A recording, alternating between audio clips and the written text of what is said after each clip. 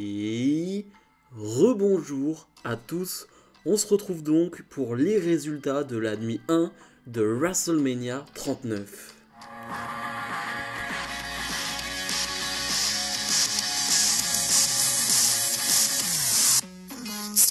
Et la première nuit de WrestleMania qui s'ouvre avec Austin Theory qui défend son titre de champion des États-Unis face au légendaire John Cena. Entrée particulière pour John Cena qui va avoir des enfants du Make-A-Wish. Vous connaissez le Make-A-Wish, c'est finalement des superstars qui vont aller faire des wish, donc réaliser des vœux d'enfants hospitalisés, d'enfants malades. Et voilà, c'est vraiment toute la carrière de John Cena, ça, les Make-A-Wish, c'est lui qui en a réalisé le plus. Donc ultra touchant de voir ça. Entrée stylée pour Austin Theory aussi, l'arène, rien à dire, le stade est magnifique, le stage d'entrée parfait. Franchement, visuellement, ça a de la gueule, c'est magnifique. Ma note, pour le coup, pour ce match, pour rentrer directement dans le vif du sujet, est de 3,5 sur 5. Je me suis, on va dire, régalé pendant quelques minutes. C'est un match qui va pas durer très longtemps, il y a quoi, peut-être 12 minutes, quelque chose comme ça. Parce que John Cena fait le boulot, John Cena va vendre pour Austin Theory et surtout, j'aime beaucoup l'attitude d'Austin Theory dans ce combat, c'est-à-dire que forcément il est très dominateur, il va tricher un peu à l'ancienne d'ailleurs en mordant John Cena, vraiment c'est vraiment de la triche à l'ancienne pour le coup, et quand il est en domination, c'est-à-dire pendant quasiment tout le match, eh bien il va être dans le trash talk, il va regarder le public, il va parler à John Cena, il va parler au public. Bref, on a un Austin Theory qui est actif et qui ne domine pas simplement. Vraiment, il est actif et il fait le show. Et c'est ce qu'on demande à un heel face à un John Cena qui va bien vendre et, comme souvent, il va faire son super sida en ayant son moment à lui, son retour à lui, qui se passe très bien, le You Can See Me, voilà, qui fait toujours plaisir. Bref, c'est un bonheur, voilà, c'est toujours un bonheur à ce moment-là. Le public est ultra investi, ça chante pour Cena. Et finalement, la fin de match, j'appelle ça les fins de match de feignant. Vraiment, c'est de la feignantise totale. On va avoir comme d'habitude un ref bump, donc l'arbitre va être mis au sol de manière involontaire. Alors John Cena, il porte sa prise de soumission et va faire abandonner Austin Theory, mais bien évidemment, l'arbitre est au sol et donc ne voit pas cela. Ce qui est dingue, c'est que 2 heures avant, dans le dernier show du match d'NXT, on a eu exactement le même spot. Exactement le même. Vraiment exactement le même. Comme si Triple H n'avait pas vu. Enfin, je ne sais pas. Mais en tout cas, je trouve ça hyper bizarre qu'à quelques heures de différence, on est exactement le même spot. Et Austin Theory en profite. Quand l'arbitre va se relever, Austin Theory porte un coup dans les parties de John Cena. 1, 2, 3. Victoire de Austin Theory. Vraiment, faire gagner Theory de cette manière-là, comme s'il y avait vraiment moyen de protéger, et il y avait vraiment besoin de protéger John Cena en 2023. Franchement, Cena il pouvait pas prendre une défaite clean face à Austin Theory en 2023. Honnêtement, je trouve ça hyper bizarre, et j'avoue que je le prends avec le sourire parce que c'est le premier match de WrestleMania, et j'étais trop content de voir Cena. J'ai pris du plaisir devant le combat. Mais franchement, la fin, c'est vraiment un truc de feignant. On enchaîne avec les Street Profits qui font face à Alpha Academy, aux Viking Raiders et à Ricochet et Braun Strowman. Ma note sur 5 pour ce combat est de 4. 4, et quel combat de fou furieux. C'est 10 minutes de match, mais c'était exactement ce que je voulais. Je vous l'avais pronostiqué, oui, comme quoi je dis pas tout le temps que des conneries, ça arrive, mais pas tout le temps. Mais c'est ce que je voulais, un match de 7-8 minutes, ça a été à peu près dans ces eaux-là. Et on donne tout, on lâche les chevaux, et clairement, tout le monde va lâcher les chevaux. Vraiment, il n'y en a aucun qui est mis de côté, aucune équipe est mise de côté. C'est phénoménal. J'adore finalement ces différents types de morphologie qu'on a dans ce match et différents types de catcheurs. C'est-à-dire qu'en fait, chaque équipe a en gros un high flyer, ou presque, à part les Viking Raiders, et un Big Ben. Et du coup, ça donne une certaine alchimie, ça donne un certain sens à ce match que je trouve incroyable. Vraiment, c'est 10 minutes de pur bonheur. Le public a adoré ça. Vraiment, le public était 100% investi, alors que de base, bon, c'est un match qui n'a pas d'intérêt, il n'y a pas de chance pour le titre derrière, il n'y a pas de titre en jeu, mais juste, c'était 10 minutes de catch fantastique. J'ai retenu quelques prises. Forcément, la German Suplex portée par Gable sur Strowman. Impressionnant. Strowman qui va te sortir un big splash derrière. Il m'a fait très peur quand il monte sur le coin là comme ça. Il a deux doigts de tomber. Et c'est normal, hein, quand tu vois un gars de 2 mètres qui fait son poids sur le coin du ring, bah, c'est pas fait pour être là, hein, tout simplement. Donc très compliqué pour lui. Mais le splash était propre. Et forcément le shooting star press de Ricochet avec finalement un springboard shooting star press. J'ai l'impression qu'il a touché le ciel. Vraiment, il a volé sur ce shooting star press. C'était impressionnant. Et finalement, c'est les Street Profits qui vont gagner ce match. Après, encore un moment de folie de Montesford avec Frog Splash. C'était top. Vraiment, encore une fois, 10 minutes, 4 sur 5. Que demander de plus? Vraiment, c'est exactement ce que je voulais. Que du plaisir. Seth freaking Rollins fait face à Logan Paul. Logan Paul qui fait une arrivée dans les airs à la manière d'un Shawn Michaels lors de WrestleMania 12. Bon, là c'est insupportable parce que Logan Paul va bien évidemment parler pendant son entrée, chose qu'on ne fait jamais. Mais vu qu'il est insupportable, il a un micro et il parle. Bref, c'est insupportable, mais c'est le but, hein, c'est recherché. Seth Rollins, lui, qui va arriver avec un chef d'orchestre qui va finalement mener les chants du public. Alors, sur le papier, c'est génial. En vérité, ça l'est un peu moins parce que ils ont décidé de rajouter des sons pour justement que le public chante et le rythme. Et du coup, je trouve ça moins organique. Voilà, j'aurais juste aimé que le chef d'orchestre se présente à gauche, se présente à droite, et finalement, le public chante. Là, j'ai pas trouvé ça incroyable. Sur le papier, c'était top. En réalité, bof. Bref, ma note pour ce combat est de 4,5 sur 5. Un combat de 16 minutes environ. Et je l'ai tweeté, hein, mais on va arrêter d'être étonné des performances de Logan Paul. Ce gars est juste bon. Il est juste très bon. Il est juste excellent. Et j'ai vu un tweet d'une grosse page anglaise qui disait: si Logan Paul décidait réellement de se mettre à la lutte professionnelle à temps plein, pas de simplement venir pour 2-3 matchs par an, il serait un top guy. Et je pense qu'on n'en est pas loin à voir ce que ça veut dire top guy, mais clairement, il a un truc en plus. On l'a déjà dit sur ses derniers matchs, mais on peut dire ce qu'on veut. Il est arrogant, il est agaçant, il est insupportable. Mais sur le ring, il a ce truc en plus qui n'est pas donné à tout le monde. Vraiment, c'est pas donné à tout le monde d'être aussi bon après si peu de matchs.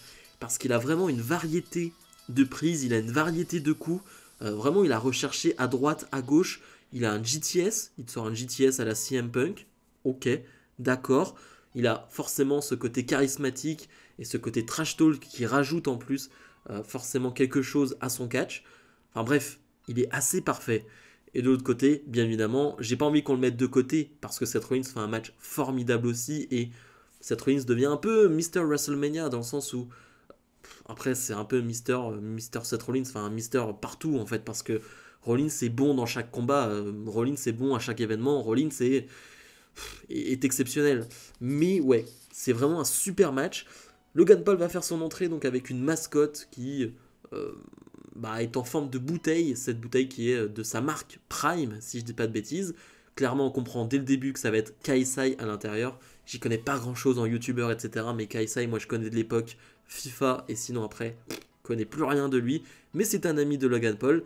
Et effectivement, en cours de match, on va bien voir que c'est KSI en dessous. Ils vont vouloir manigancer un truc à deux, c'est-à-dire que KSI va filmer Logan Paul qui va sauter sur la table des commentateurs là où est Seth Rollins. Mais Seth Rollins va mettre KSI à la place. Le problème, Logan Paul ne l'a pas vu et Logan Paul lui saute dessus. J'ai trouvé ça génial. Vraiment, c'était très fluide d'ailleurs. C'était pas bête comme spot, c'était fluide. Et j'ai trouvé ça justement bien amené. Donc franchement, top. Le final aussi est vraiment cool avec un coast to coast contré de la part de Seth Rollins avec un super kick. incroyable, et enchaîner avec un Kurt Stomp, 1-2-3, victoire de Rollins, logique. Il fallait que Rollins gagne ce match. Logan Paul en ressort grandi encore une fois parce qu'il a fait une performance XXL, et Logan Paul est plus sous contrat chez WWE, c'était son dernier match. C'était finalement le dernier moment pour Logan Paul. Clairement, si je suis WWE, je lui propose un autre contrat. Vraiment, il n'y a pas trop de doute là-dessus.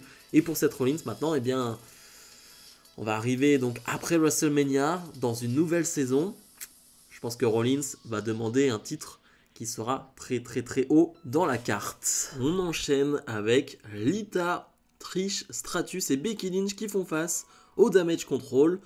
Ma note pour ce match est de 3,5 sur 5. Et je vais être franc, je vais être honnête avec vous directement. Je vais pas être très long sur ce combat parce que j'ai mis 3,5 parce que je n'ai pas dormi. Je me suis pas forcément ennuyé. Mais est-ce que j'ai pris énormément de plaisir ? Bah pas vraiment, en fait on est entre les deux. Déjà, clairement, cette histoire entre Damage Control, Becky Lynch et tout ce qu'elle a ramené derrière, je n'en pouvais plus. Là, à WrestleMania, pourquoi pas ? Lita, Trish Stratus, ça a de la gueule quand même, c'est quand même des légendes, etc.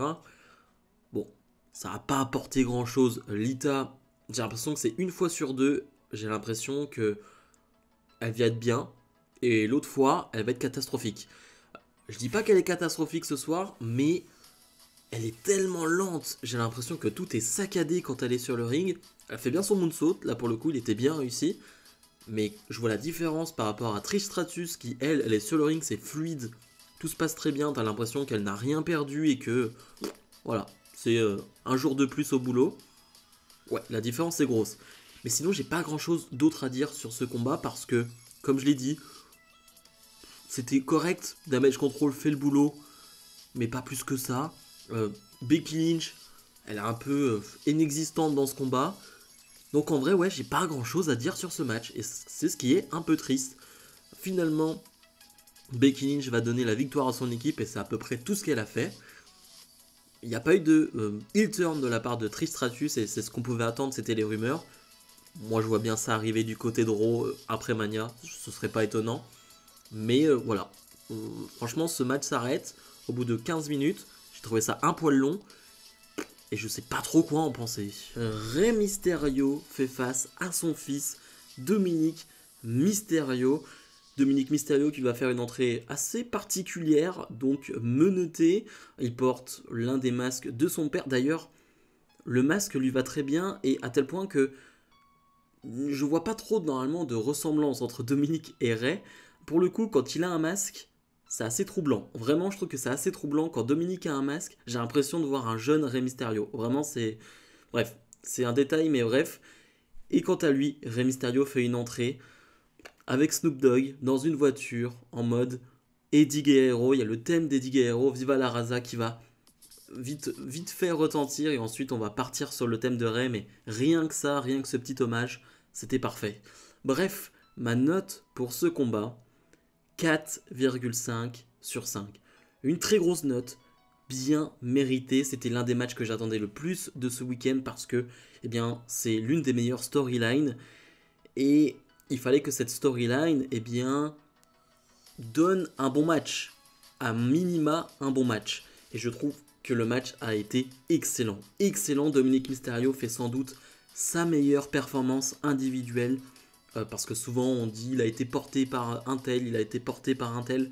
Là je trouve qu'individuellement il fait une grosse performance. On a beaucoup de lucha libre dans ce match et clairement je l'avais dit, mais voilà, Rey il a dû entraîner son fils pendant des années. Ils ont des facilités, ils ont des enchaînements qu'ils ont dû faire et répéter à maintes reprises et ça se sent, ça se voit. Et c'était ultra plaisant. Donc ça sur le côté technique c'était assez fantastique. Et en plus, comme je le disais, tu rajoutes ce côté storyline avec un Dominic qui va aller chercher sa famille tout au long du combat. Tu as donc sa mère et tu as sa sœur qui est là. Il va jeter un verre d'eau sur sa sœur. Il va revenir auprès de sa mère et sa mère va lui mettre une claque dans la tête. Ouais, on est sur du personnel, on est sur du sentimental. Et c'est ce qu'on voulait. C'est ce qu'on voulait dans ce combat. Le public est à fond. Le public saute de joie quand Rey Mysterio va enlever sa ceinture pour fouetter son fils avec cette ceinture. quel monde de sadique, mais voilà, ça c'est ça le catch pour le coup. Et je trouve que c'est parfait. Bien évidemment, tu vas avoir des interventions du Judgment Day. Finalement, les Legado del Fantasma vont s'occuper du Judgment Day. Donc voilà, on fait jeu égal. Donc ça me va très bien. Et finalement, eh bien, alors que Dominique allait tricher à nouveau avec une chaîne, eh bien c'est Bad Bunny qui va l'empêcher de l'utiliser. Rey Mysterio en profite donc pour porter son 619. 1, 2, 3. Victoire de Rey Mysterio qui bat son fils à WrestleMania. Quel moment. Alors il célèbre avec sa fille, il célèbre avec sa femme après le match. C'est comme pour le Hall of Fame. Vraiment, Rey Mysterio doit être tellement fier de son fils, tellement fier de ce qu'est en train d'accomplir son fils, mais dans la storyline, pour rester dans la storyline, bah, il peut pas lui jeter un petit mot, il peut pas lui lancer un petit regard, voilà, il peut pas y avoir une petite accolade entre les deux, donc ça doit être compliqué quand même à vivre ce moment-là. Clairement, Backlash aura lieu à Porto Rico. Je crois que c'est clairement là où est né Bad Bunny. On va avoir Bad Bunny Rey Mysterio contre Dominique et Finn Balor. Dominique Damien Priest, pardon. Damien Priest qui est originaire de là-bas aussi, si je dis pas de bêtises. Donc clairement, ça va partir là-dessus, je le sens. Et c'est une très bonne idée. Cette histoire ne doit pas se terminer là-dessus. Cette histoire doit continuer. Elle est tellement excellente. Charlotte Flair, la championne de SmackDown, met en jeu son titre face à Rhea Ripley. Ma note sur 5 pour ce match est de 4,75. C'était pas l'un des matchs que j'attendais le plus de ce week-end. L'histoire entre les deux n'était pas bonne, était mauvaise.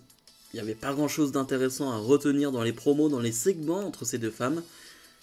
Et pourtant, quel combat, quelle guerre, quelle intensité, quel match. Je n'ai pas les mots, j'avoue que j'ai une petite larme à la fin du combat.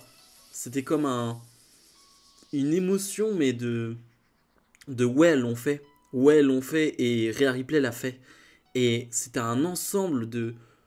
Elles l'ont fait, quoi. Enfin, je sais pas comment expliquer ça, je ne sais pas si vous avez eu ça, mais moi, à la fin du match, waouh, j'ai explosé, quoi. Vraiment, enfin, incroyable. Quel match fantastique. La performance des deux superstars est phénoménale. J'emploie un peu toujours les mêmes mots ce soir, mais désolé. Mais quand c'est bon, il faut le dire, tout simplement. Et là, c'était pas bon. C'était fantastique. C'était quasi parfait. Voilà, il n'y a pas le 5, parce qu'il manque peut-être la storyline en plus qui fait basculer le match sur le 5. Mais c'était grandiose. Je n'ai quasiment pas de mots, je n'ai quasiment pas pris de notes, tellement j'étais à fond dans ce combat, tellement ce combat m'a happé, ce combat m'a laissé en suspens, parce que à plusieurs moments j'ai cru que Charlotte Flair allait gagner ce match. Et non, ça n'est pas arrivé. Rhea Ripley remporte ce match avec son riptide porté du haut du coin du ring, ce qu'elle avait déjà fait pour remporter son titre NXT face à Shayna Baszler. Je m'en souviens très bien. Enfin, bref, je crois que c'est l'un des matchs féminins les plus physiques que j'ai vu chez WWE. Je parle pas de technique, je parle pas de rapidité, je parle pas d'enchaînement. Je parle d'intensité, je parle de physiquement. C'est l'un des matchs les plus physiques féminins que j'ai vu chez WWE ces dernières années. C'était d'une violence dans les coups, dans les prises portées.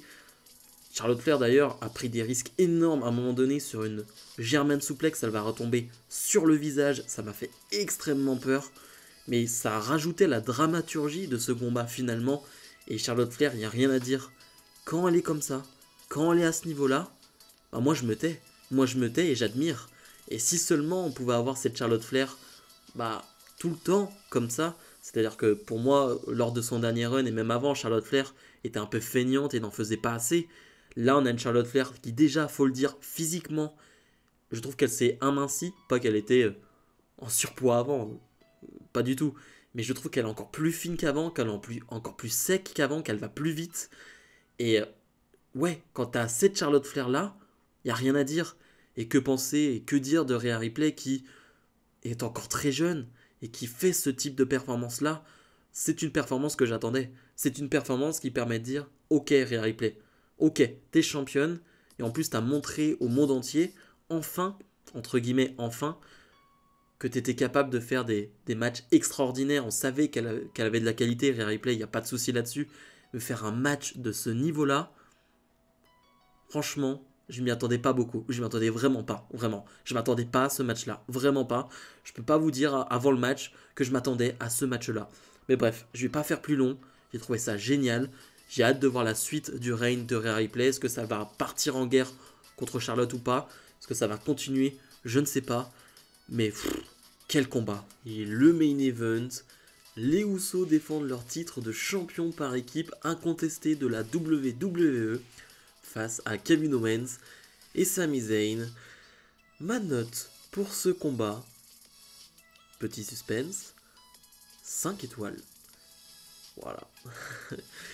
Je n'ai pas grand chose à dire. Honnêtement, j'ai même rien à dire. Vous savez, je prends des notes pendant les combats. Je fais en sorte de noter quelques trucs pour m'en rappeler, pour finalement avoir quelques moyens de me retrouver dans un combat. J'ai rien noté. J'ai vécu ce combat à 2000%, un combat de 25 minutes, quelque chose comme ça. Encore une fois, très bien timé, vraiment. C'était le temps qu'il fallait leur donner. Et j'ai rien noté parce que j'ai vécu le moment et c'est comme ça qu'il fallait le vivre, en fait. C'est un moment qu'il fallait vivre. Il fallait vivre ce main event de la nuit 1 de WrestleMania 39.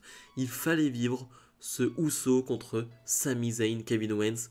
Il fallait vivre cette histoire entre la Bloodline et Sami Zayn. Cette histoire entre la Bloodline et Kevin Owens. Ce moment dans ce match où clairement on est sur un Jey Uso Sami Zayn. On est sur un règlement de compte. On est vraiment sur une histoire personnelle entre ces deux hommes. Et ça se voit, ça se ressent. Et ça va jouer des tours finalement à Jey Uso qui va vouloir presque trop en faire. Et Sami Zayn va réussir à le surprendre. Franchement, que dire après ce match? Je veux dire, on passe d'un Rhea Ripley, Charlotte Flair qui a une storyline moisie, mais le match est fantastique. Et là, on a une storyline extraordinaire et le match est extraordinaire. Que demander de plus? Que demander de plus? Honnêtement, dans un main event de WrestleMania, il n'y a rien à dire. Je ne sais pas quoi dire. Je suis vraiment désolé, mais je ne sais pas quoi dire. Je suis juste ému. On a vécu un main event de WrestleMania 39 exceptionnel, légendaire. Vraiment légendaire. Ce match va rentrer dans la légende, j'en suis sûr et certain. C'était d'ailleurs le deuxième main event d'affilée de Kevin Owens à WrestleMania. Déjà faire un main event de WrestleMania, c'est d'une rareté sans nom, mais alors faire deux main events de WrestleMania d'affilée, c'est une folie. C'est une folie et ça prouve encore une fois la confiance qu'a la WWE en Kevin Owens. Ceux qui doutaient finalement du booking WWE de Kevin Owens il y a 2-3 ans, voilà, quand Kevin Owens a prolongé, on les voit, je m'en rappelle des tweets, je m'en rappelle très bien des tweets. Là aujourd'hui, vous avez bien l'air de bouffon, désolé du terme. Mais ouais, c'est exceptionnel. C'est exceptionnel et bien évidemment, la victoire de Kevin Owens et Sami Zayn qui clôture ce WrestleMania, cette nuit 1 de WrestleMania 39, de la meilleure des manières. Vraiment, désolé, je bégaye un peu plus, mais parce que je suis un peu choqué de tout ce qui vient de se passer. Ouais, franchement, c'était incroyable. Ce choix donc de faire gagner Kevin Owens et Sami Zayn peut nous indiquer quand même ce qui va se passer demain.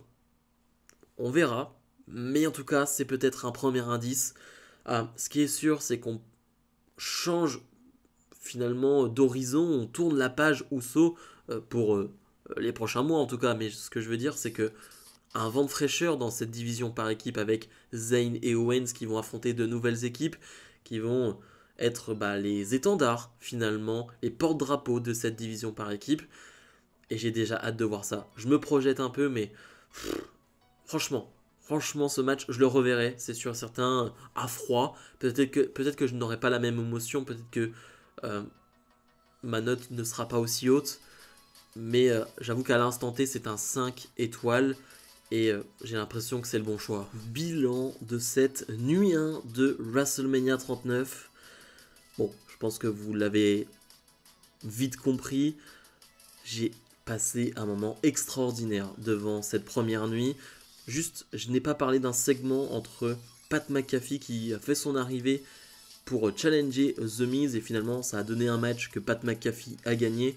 J'en ai pas parlé parce que j'avais pas grand chose à en dire à part dire bon bah Pat McAfee a battu The Miz, c'était sympathique. Et voilà, c'est tout ce que j'ai à dire de plus. Mais pour revenir à cette nuit globale, il y a 4 matchs quand même qui sont assez phénoménales, assez formidables. Donc ça veut dire quand même le niveau de la soirée. Et j'ai aucun match, après on pourra avoir des avis différents, mais j'ai aucun match que je trouve nul, mauvais. Il y a des matchs qui me laissent plus indifférent, il y a des matchs où je me dis, bon, c'est correct mais sans plus. Mais mauvais, non. Et rien que ça déjà, ça veut dire beaucoup. Donc, ouais, ma note pour cette première nuit de WrestleMania, là je vous dis ça, il est 6h du matin, je suis crevé. Ma note est de 9,5 sur 10. Voilà. Je ne sais pas quand cette vidéo va sortir, le temps de faire le montage, de dormir, etc. Peut-être aux alentours de 14h, 15h, je l'espère. Je l'espère, en tout cas je vais essayer de programmer cette vidéo à cette heure-là. Merci de votre soutien sur ces derniers jours. Bien évidemment, WrestleMania, ça hype tout le monde et ça vous a hypé. Et je l'ai vu sur la chaîne et ça me fait énormément plaisir de voir plein de nouvelles têtes, plein de j'aime, plein de commentaires. Bref, merci à vous. On va continuer comme ça, bien évidemment. Je ne vais pas arrêter comme ça d'un coup. WrestleMania, ça me donne un coup de boost. Là, sur le coup, c'est un gros coup de fatigue, mais c'est surtout un gros coup de boost pour la suite. Donc, ne vous inquiétez pas. On va continuer et on va travailler dur. Bref, comme d'habitude, n'oubliez pas de mettre le pouce vers le haut et de vous abonner. Nous, on se retrouve dès demain. Salut, salut.